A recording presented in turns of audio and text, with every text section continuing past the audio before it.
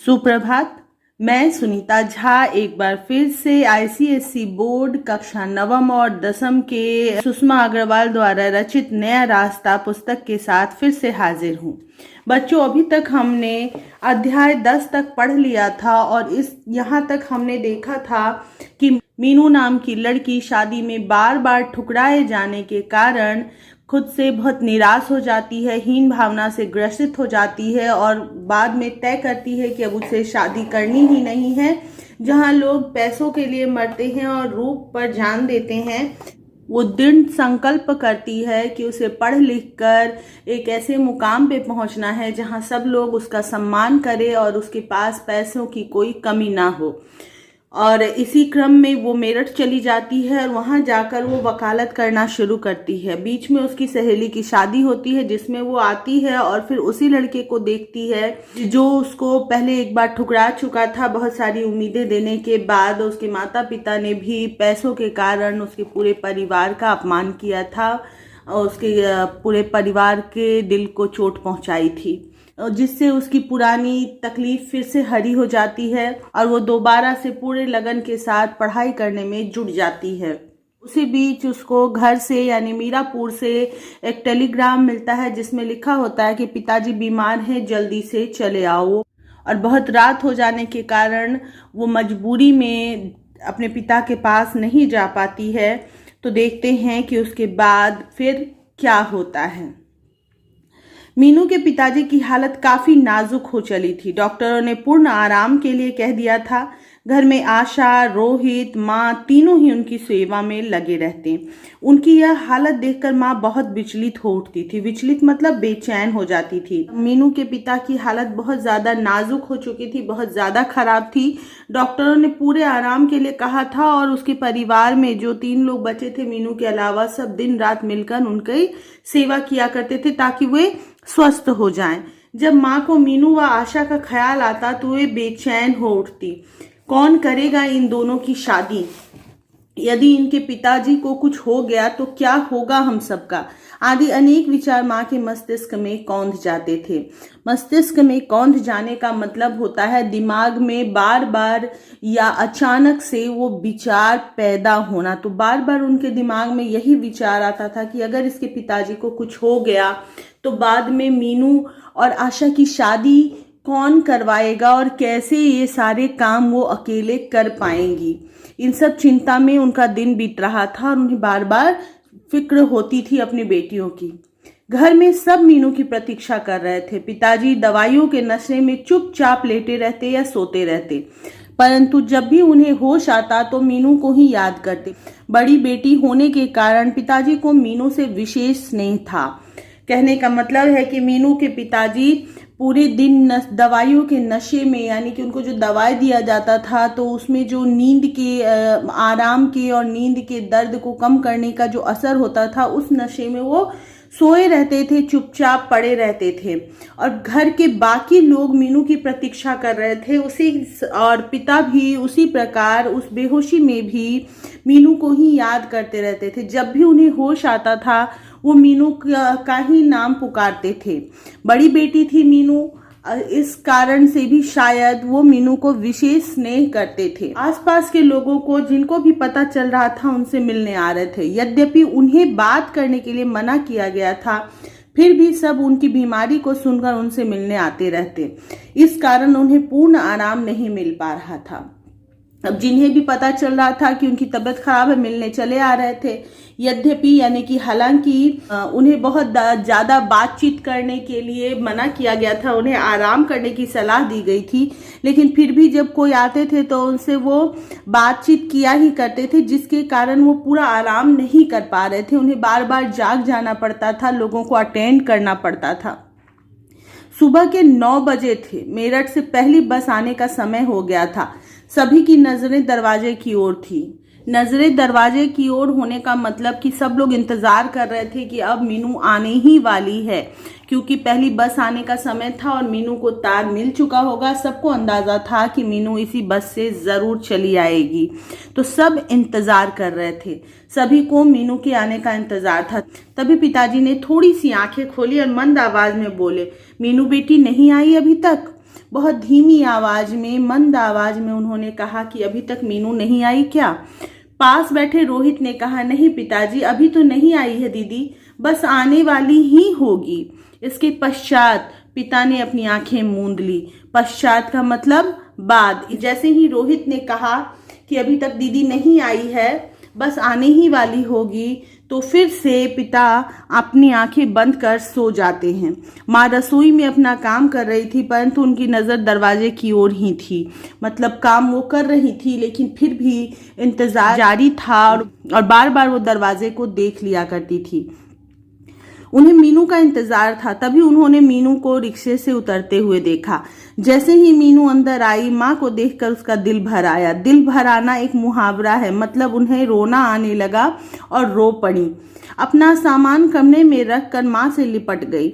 माँ, पिताजी की तबीयत कैसी है? माँ बहुत दुखी थी। मीनू की यह बात सुनकर उनकी आंखों में आंसू छलक आए।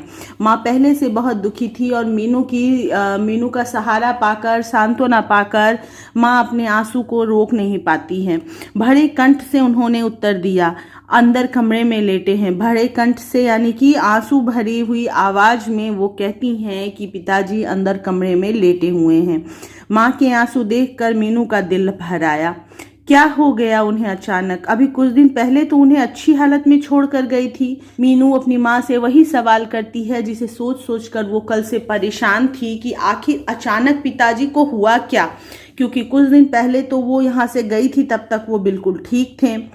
माँ बताती हैं, दिल का दौरा पड़ा है, डॉक्टरों ने बोलने के लिए बिल्कुल मना किया है, इस समय उन्हें पूर्ण आराम की आवश्यकता है। कहते हुए माँ का गला भर आया। माँ मीनू के पिता की हालत बताते बताते फिर से रो पड़ती है और बताती है कि डॉक्टरों ने उन्हें पूरा आराम करने की सलाह दी है। 2 मिनट तक मीनू चुप खड़ी रही, फिर माँ से बोली, माँ कहाँ लेटे हैं पिताजी? हाँ बेटी, तुझे तो बीमारी की हालत में बहुत याद करते रहते हैं, सामने वाले कमरे में लेटे हैं, मिल लो।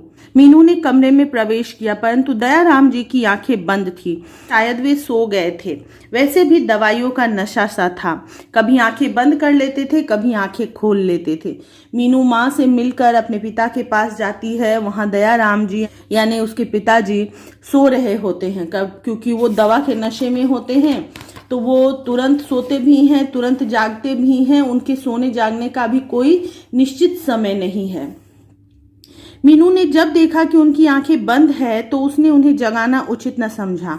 वह बाहर लौटने लगी। तभी पास बैठे रोहित ने कहा, दीदी आप थोड़ी देर के लिए यहाँ बैठ जाओ, मैं अभी आ रहा हूँ। जब देखा मीनू ने कि पिताजी सो रहे हैं, तो वो सोचती है कि थोड़ी देर बाद ही उनके जागने पर ही वो मिलेगी अपने पिता से, जगाएगी नहीं। लेकिन रोहित उससे आग्रह करता है कि थोड़ी देर आप यहाँ पे बैठ जाइए पिताजी के पास। मीनू को पिताजी के पास बैठाकर रोहित बाहर चला गया। मीनू चुपचाप बैठी समाचार पत्र पढ़ने लगी। फिर भी उसकी एक नज़र समाचार पत्र की ओर थी और दूसरी नज़र पिताजी की ओर। उसे इंतजार था कि कब वे जगे और वह उनसे मिले। बच्चों, एक नज़र यहाँ और दूसरी नज़र वहाँ वैसे किसी की नहीं हो सकती है, लेकिन कहने का मतलब है कि वो पूरी तरह से तत्पर थी, एकदम से ध्यान लगाए हुए थी। पेपर को देखते हुए, न्यूज़पेपर को देखते हुए भी उसका ध्यान पूरी तरह से अपने पिता के ऊपर था कि कब वो जागेंगे और वह उन्हें मिल सकेगी। दयाराम जी ने हल्के से अपनी गर्दन हिलाई। मीनू को आभास हुआ कि शायद वे जाग गए हैं। मीनू अपनी कुर्सी से उठी और उनकी ओर बढ़ी। तब तक वे आंखें खोल चुके थे। मीनू ने जैसे ही पिता को हिलते हुए देखा, उसे महसूस हो गया कि वे जाग गए हैं और वो उनके पास पहुंच जाती है। मीनू को पास खड़ी देखकर उनके चेहरे पर खुशी का भाव उभर आया। धीमी आवाज में वो बोल पड़े, मीनू बेटी तू कब आई? अभी कुछ देर पहले ही आई हूँ, आपकी तबीयत कैसी है? और अपनी बेटी को देखते ही उनके चेहरे पर खुशियाँ आ जाती है और वो पूछते हैं कि तुम कब आई? मीनू बताती है कि थोड़ी देर पहले ही आई हूँ और फिर उनसे उनका हालचाल पूछती है। ऐसी ही है कहकर उन्होंने अपनी आंखें मूंद ली। ऐसा लग रहा था कि मानो इतना बोलने से ही उन पर काफ़ी जोर पड़ रहा है। वो इतने कमज़ोर हो गए थे कि ये 2 लाइन बोलने में ही वो थक गए और उनकी आंखें फिर से बंद हो गई। मीनू फिर चुपचाप कुर्सी पर बैठ गई। उनकी यह हालत मीनू से देखी नहीं जा रही थी। मीनू का दिल भर आया। आखिर क्या हो गया उन्हें? वे तो स्वस्थ थे, अनेक विचार मीनू के मस्तिष्क में घुमड़ने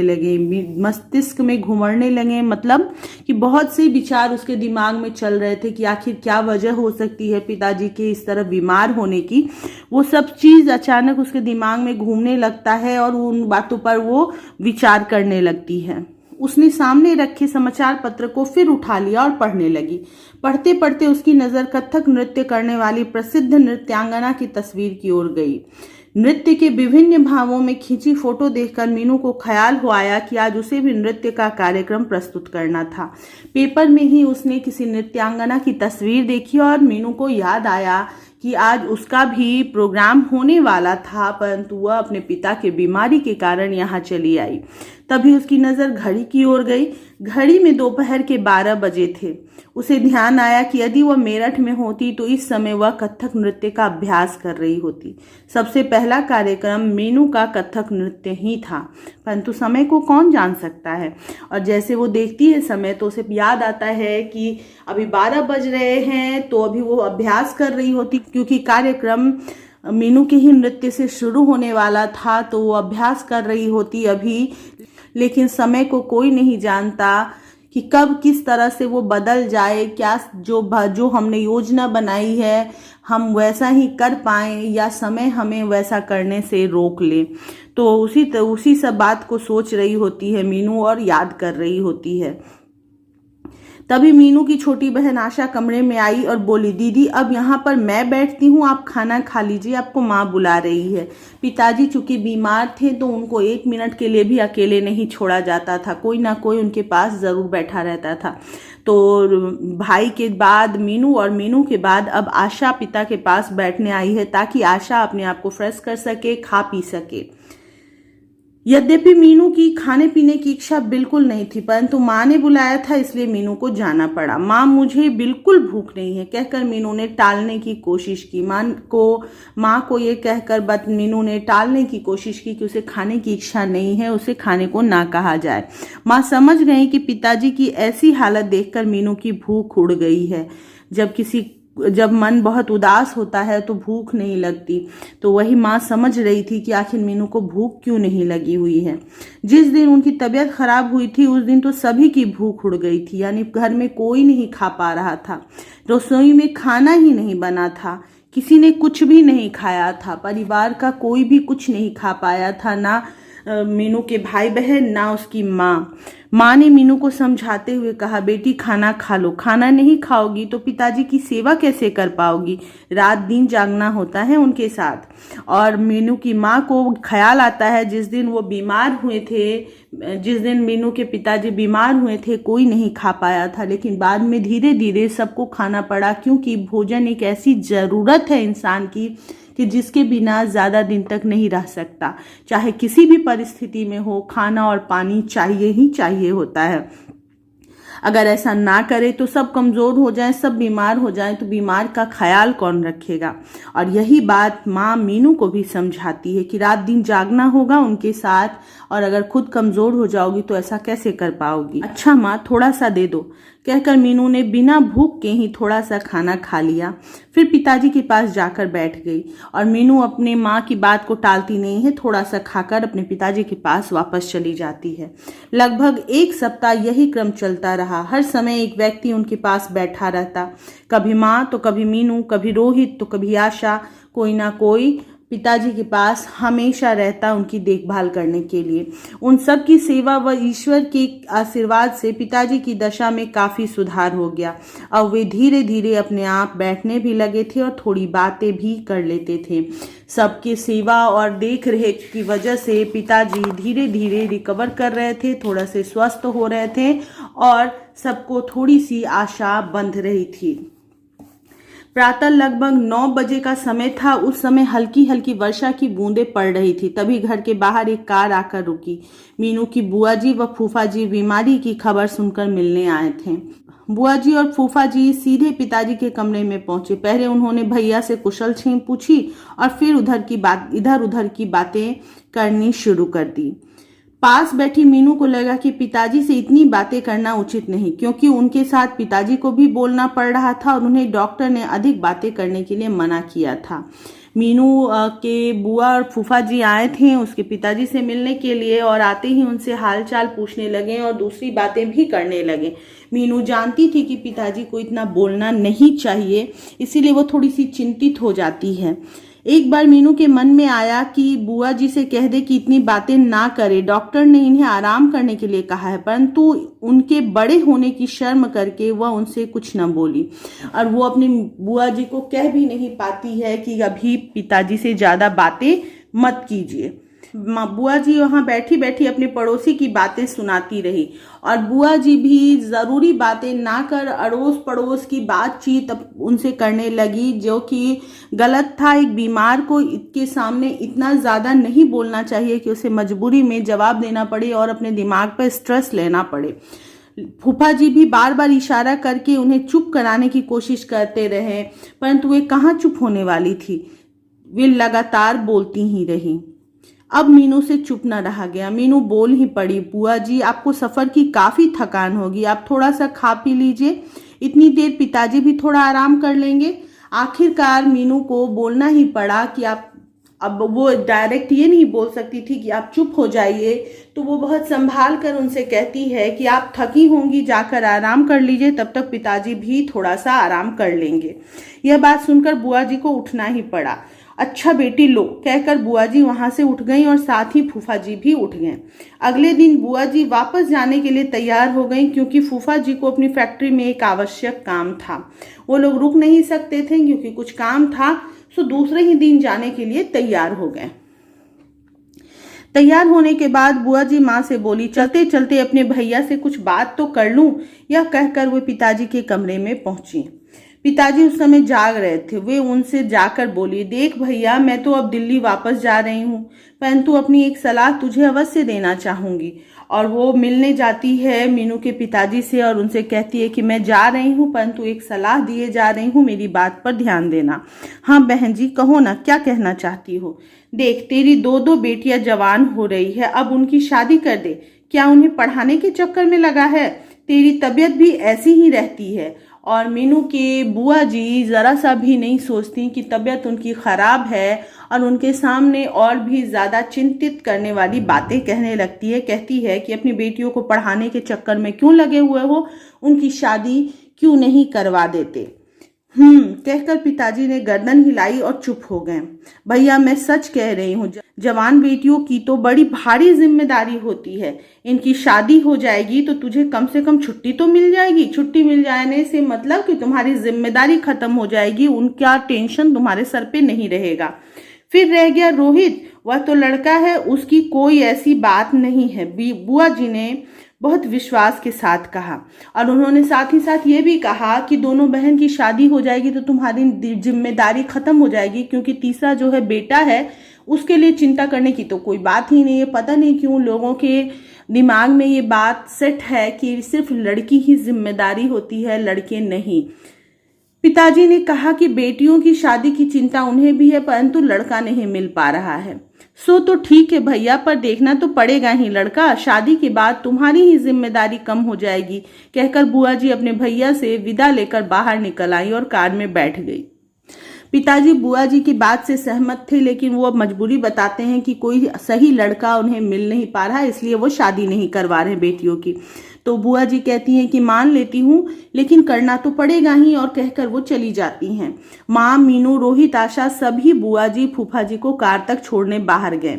उनको विदा करने के पश्चात अंदर आकर देखा तो पिताजी गहरी चिंता में डूबे थे और सबने देखा कि पिताजी किसी बात को लेकर चिंतित थे। बुआ जी की बात सुनकर वे अपनी दोनों बेटियों की चिंता में पुनः डूब गए। पुनः मतलब फिर से। तो चिंता तो उन्हें थी ही, लेकिन अभी बुआ जी ने जो बात कही उससे उनकी चिंता और भी ज़्यादा बढ़ गई और दोबारा से वो उस तरफ ज़्यादा सोचने लगे। मीनू भी एमए करने के बाद वकालत पढ़ रही है और फिर आशा भी तो बीए कर चुकी है और अब समय बीत चुका है। मीनू भी इतना पढ़ चुकी है और शादी की उम्र उसकी बीती जा रही है। दूसरी तरफ आशा भी अब बीए कर चुकी है, यानी शादी उसकी भी होनी जरूरी है। अभी वे इन्हीं विचारों में तल्लीन थे कि माँ ने कमरे में प्रवेश किया। तल्लीन थे मतलब उसी विचार में डूबे हुए थे कि तभी माँ वहां पहुंचती है। उन्हें देखकर वे बोले, मीनू की माँ, यदि मुझे कुछ हो गया तो मीनू और आशा की शादी कैसे करोगी तुम? और बेचारे जो चिंतित थे, उनकी चिंता निकल पड़ती है अपनी पत्नी के सामने, और वो कहते हैं कि अगर मुझे कुछ हो गया, अर्थात मेरी मृत्यु हो गई, तो दोनों बहनों की शादी की जिम्मेदारी तुम कैसे पूरी कर पाओगी? रोहित लड़का है, उसकी शादी की मुझे चिंता नहीं। और साथ ही ये कहते हैं कि रोहित तो लड़का है, उसकी शादी की फिक्र नहीं हो या ना हो या खुद से कर ले, उसकी उतनी फिक्र नहीं है, पर बेटियों की शादी की चिंता होती है, क्योंकि उसमें इंतजाम बहुत करने पड़ते हैं, दहेज वहेज, और लड़का अच्छा हो, कहीं कुछ गलत ना हो जाए, या लड़की अगर शादी नहीं हुई तो कहीं गलत रास्ते पर ना चल पड़े।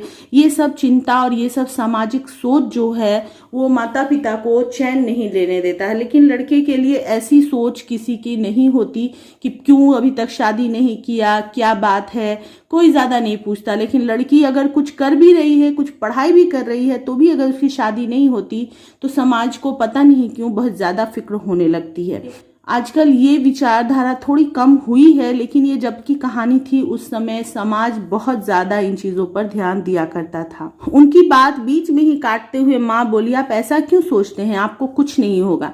नहीं मीनू की माँ, जब मौत आती है तब किसी की नहीं चलती, उस समय सब देखते रह जाते हैं। और मीनू की माँ उन्हें सांत्वना देती है कि ऐसा कुछ नहीं होगा, आप ठीक हो जाएंगे और खुद अपनी बेटियों की शादी करवाएंगे। लेकिन मीनू के पिता कहते हैं कि हो सकता है, लेकिन अगर मौत आती है तो किसी की नहीं चलती, यानी कि किसी के लिए वो रुकती नहीं है, किसी की बात नहीं मानती, तो बस सब देखते रह जाते हैं और आदमी मृत्यु को प्राप्त हो जाता है। तो इसलिए पहले से तैयारी करके रखनी चाहिए। माँ उनकी बात सुनकर बहुत उदास हो गई थी। उदास स्वर में बोली, आपको क्या हो गया है आज, कैसी बहकी बहकी बातें कर रहे हैं आप? माँ चिंतित हो जाती है और कहती है कि आखिर आज अचानक ऐसा क्या हुआ जो इस तरह की बहकी बहकी बातें आप कर रहे हैं? नहीं, तुम मेरी मनस्थिति नहीं समझ सकती। मनस्थिति मतलब मन की हालत। तो पिताजी कहते हैं कि तुम मेरे मन की हालत को नहीं समझ पा रही हो। मैं दो बेटियों का पिता हूँ। जब तक इन दोनों के हाथ पीले ना कर दूं तब तक मैं चैन से मर भी नहीं सकता। हाथ पीले करना एक मुहावरा है, मतलब शादी करवाना। तो वो कहते हैं कि जब तक इन दोनों की शादी नहीं हो जाती तब तक मैं चैन से मर भी नहीं सकता, जीने की तो बात ही छोड़ दो। उन्होंने खांसते खांसते इस वाक्य को पूरा किया। आप इन दोनों की शादी करना चाहते हैं, परंतु लड़के एकदम कहाँ से मिल जाएंगे? अच्छे लड़कों का मिलना भी तो आसान नहीं है, और जब लड़के अच्छे मिलते हैं तो लड़की में कमी निकाल देते हैं। कहते कहते माँ भी उदास हो गई और माँ कहती है कि शादी करना चाहते हैं, लेकिन उसके लिए अच्छे लड़के चाहिए, और अगर अच्छे लड़के होते हैं तो वो लड़की में कोई ना कोई कमी निकाल देते हैं। क्या किया जाए? लड़के तो देखने ही पड़ेंगे। फिर अपनी मीनू को तो समझा लो, वह शादी के लिए तैयार होगी तभी तो। और पिताजी कहते हैं कि ठीक है, फिर भी अगर नहीं भी मिल रहे तो भी हमें ढूंढना तो पड़ेगा ही, लेकिन उससे पहले तुम्हें मीनू से बात करनी होगी, उसे समझाना पड़ेगा, क्योंकि वो शादी के लिए तैयार ही नहीं हो रही है, तो उसे तैयार किए बगैर शादी तो होगी नहीं। माँ ने उनकी बात का उत्तर देते हुए कहा, मीनू से बात करनी ही पड़ेगी, वैसे वह अभी वकालत पढ़ रही है, उसका शादी के लिए तैयार होना असंभव है। माँ कहती है कि हाँ, मीनू से बात करनी पड़ेगी, पर अभी तो वो पढ़ाई कर रही है, शायद ही वो शादी के लिए तैयार हो, या शायद नहीं। वो तो कहती है कि उसका तैयार होना असंभव जैसा ही लगता है, क्योंकि अभी वो पढ़ाई कर रही है। पिताजी को कुछ विश्वास था कि उनकी इस हालत को देखकर मीनू शादी के लिए तैयार हो जाएगी। उन्होंने मीनू को बुलाने के लिए कहा, और पिताजी को ऐसा लगता है कि पिताजी की तबीयत इतनी खराब है, और अगर वो इस बात की चर्चा मीनू से करेंगे तो मीनू उनको मना नहीं कर पाएगी, और इसी आशा में वो कहते हैं कि मीनू को बुलाओ, मैं उससे बात करूंगा। माँ ने मीनू को आवाज लगाई, मीनू बेटे इधर तो आओ जरा। मीनू ने बाहर से ही उत्तर दिया, माँ अभी आई। मीनू ने कमरे में प्रवेश किया तो दयाराम जी ने उसे पास में पड़ी कुर्सी पर बैठने के लिए कहा। उन्होंने मीनू से कहा, मीनू तुम मेरी बड़ी बेटी हो और काफी समझदार हो, मैं कुछ बात करना चाहता हूँ। और मीनू से ये बात कहने के लिए पिताजी एक भूमिका तैयार करते हैं। जी पिताजी, कहिए आप क्या कहना चाहते हैं? बेटी, मैं चाहता हूँ कि तुम अब शादी कर लो, फिर आशा की शादी भी करनी है। यदि मुझे मौत भी आई तो तुम्हें इस हालत में छोड़कर मैं चैन से मर भी ना सकूंगा। और पिता अपने मन की बात मीनू से कहते हैं कि तुम शादी कर लो, वरना मैं चैन से मर भी नहीं सकूंगा। नहीं पिताजी, आप ऐसी बात मत सोचिए, ईश्वर की दया से आपको कुछ नहीं होगा। कहते कहते मीनू की आंखों में पानी भर आया और सांत्वना देते देते मीनू अपनी भावना पर काबू नहीं रख पाती और रो पड़ती है। बेटी, मैंने तुमसे शादी की बात पूछी थी, तुम्हारी क्या इच्छा है? पिताजी, आप तो जानते ही हैं कि मैं अब वकालत पढ़ रही हूँ। 3 साल का कोर्स है, 1 साल पूरा होने वाला है, 2 साल और बाकी है। यदि मैंने शादी कर ली तो क्या मेरी पढ़ाई हो सकेगी? और मीनू बताती है कि अभी 3 साल में मैंने 1 साल ही पूरा किया है, 2 साल का कोर्स अभी बाकी है। और आपको लगता है कि मेरी शादी हो जाएगी तो मैं पढ़ाई कर पाऊंगी? अपनी मजबूरी बताती है शादी ना करने की। पास बैठी माँ बोली, मीनू, पढ़ाई तो शादी के बाद भी हो सकती है। यदि तुम्हें पढ़ाई के प्रति रुचि है तो तुम बाद में भी पढ़ सकती हो। माँ उसे समझाने की कोशिश करती है। पर माँ, मैं अपने जीवन का एक उद्देश्य बनाकर चली हूँ। मुझे जिस मंजिल की तलाश है उस तक पहुंचने के लिए बहुत परिश्रम व यत्न की आवश्यकता है।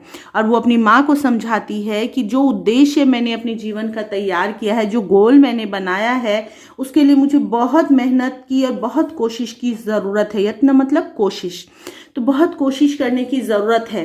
तो ये सब मैं शादी के बाद नहीं कर पाऊंगी। कारण ये होता है कि शादी के बाद परिवार की भी जिम्मेदारी आ जाती है लड़की के ऊपर।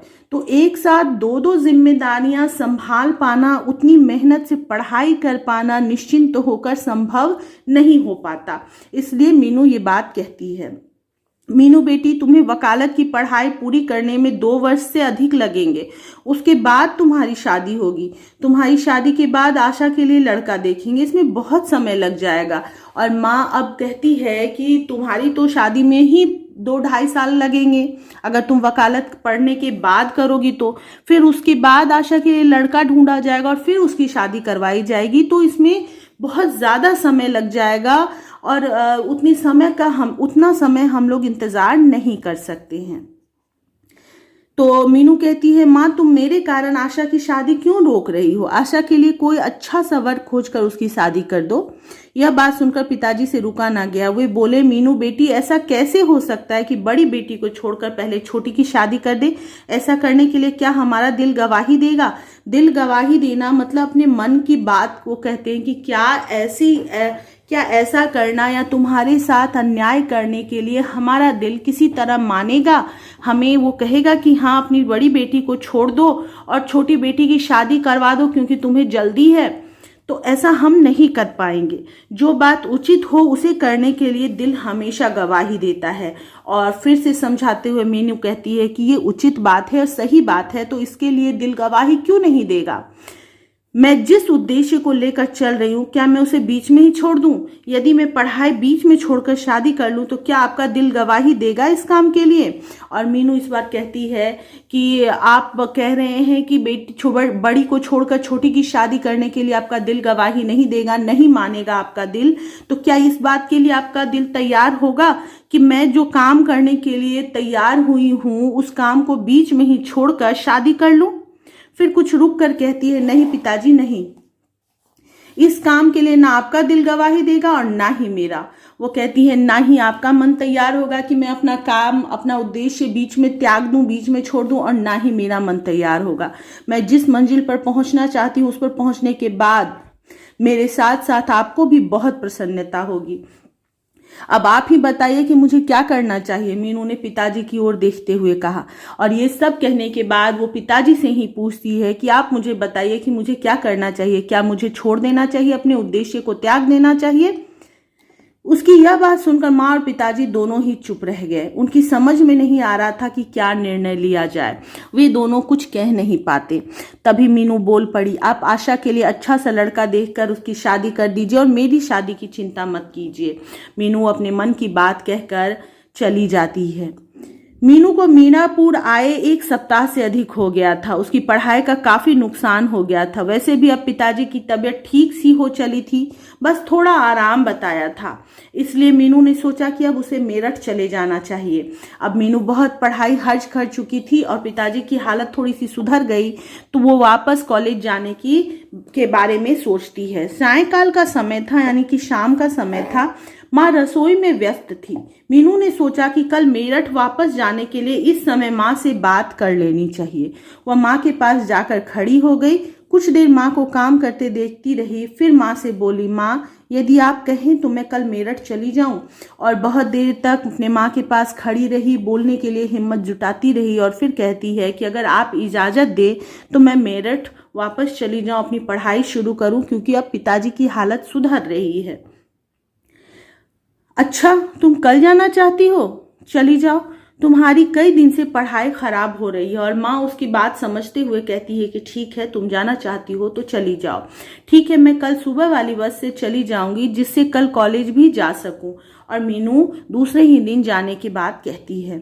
यह कहकर मीनू रसोई से बाहर निकल आई और अपने कमरे में जाकर अपना सामान लगाने लगी, यानी कि जाने की तैयारी करने लगी।